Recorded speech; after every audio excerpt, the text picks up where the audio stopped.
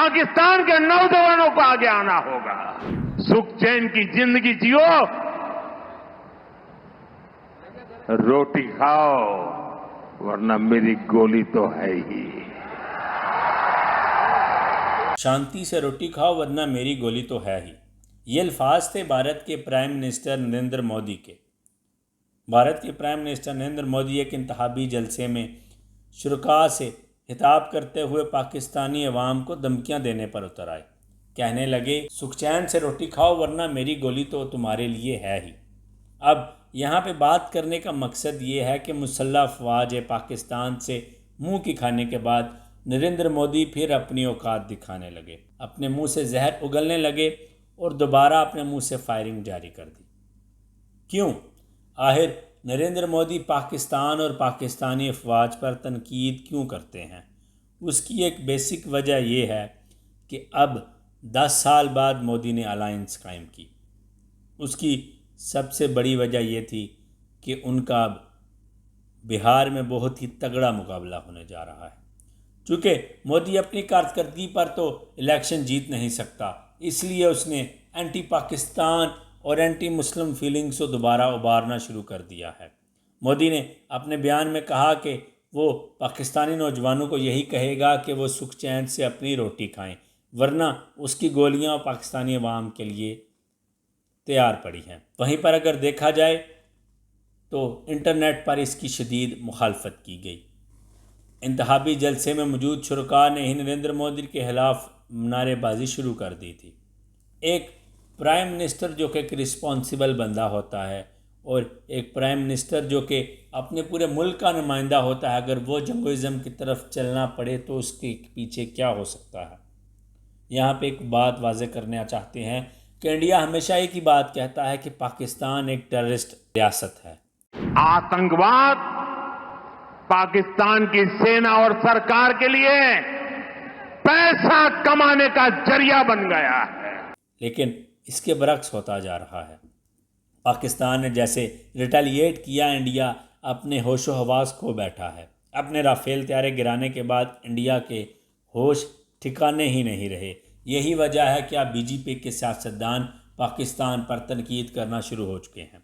यहाँ पे ये अमर भी काबिल ज़िक्र है कि पाकिस्तान की मुसल्लह अफवाज के तर्जमान पूरी दुनिया के सामने सबूत पेश कर चुके हैं कि भारत पाकिस्तान में दहशतगर्दी और बदअमनी फैलाने का स्पॉन्सर रहा है। जिस तरह से कुलभूषण यादव जैसे बदकिरदार लोग पकड़े गए और जो पाकिस्तान के अमन को तबाह करना चाहते हैं, तो दुनिया और कौन से सबूत चाहती है? भारत खुद को एक पीसफुल कंट्री तो कहता है, लेकिन उसके प्रधानमंत्री आया भारत को एक पीसफुल कंट्री रहने देंगे? जबकि कनाडा और अमेरिका में सिख रहनुमाओं के कत्ल और साजिशों से भी इंडिया का पर्दाफाश हो चुका है। इंडिया पाकिस्तान में भी ऐसी कार्रवाइयाँ कर रहा है कि जिसमें पाकिस्तान के वो अफराद जो इंडिया के ख़िलाफ़ और इंडियन इस्टेब्लिशमेंट के ख़िलाफ़ अपनी ज़ुबान खोलते हैं, उन्हें इंडिया अपने एजेंटों के थ्रू मरवा रहा है। जहाँ पे इंडिया ये दावा करता है कि पाकिस्तान हर तरफ दहशतगर्दी फैलाता है, वहीं पर दहशतगर्दाना बातें इंडिया करता है।